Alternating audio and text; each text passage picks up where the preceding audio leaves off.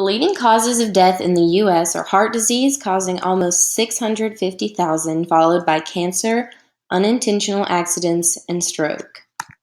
Research estimated that poor diet causes nearly half of all U.S. deaths due to heart disease, stroke, and diabetes.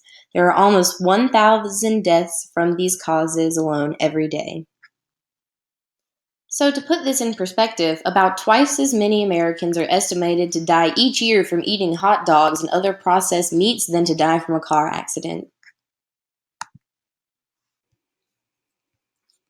What fuels unhealthy eating habits in America is the lack of access to healthy foods, or that healthy foods are more expensive than the processed ones. This is a map of North Carolina with 10 areas showing food deserts. Food deserts are defined as parts of the country that are vapid of fresh fruit, vegetables, and other healthy whole foods. They're usually found in impoverished areas, and they're due to a lack of grocery stores, farmers markets, and healthy food providers. Each year, cardiovascular diseases alone result in about $200 billion in direct healthcare spending. If Americans can change the way they eat, then they can change how much they have to spend on healthcare. Instead of focusing on care after the damage is done, we should turn our focus to preventative care in order to spend less on healthcare.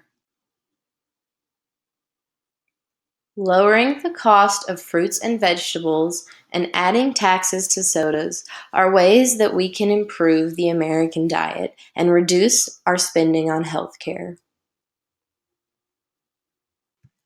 If America could lower vegetable costs by 10%, we could save up to 150,000 lives over 15 years. Reducing salt in packaged foods by 3 grams would save up to $24 billion in healthcare for cardiovascular diseases. A 10% soda tax could save 30,000 lives over 15 years.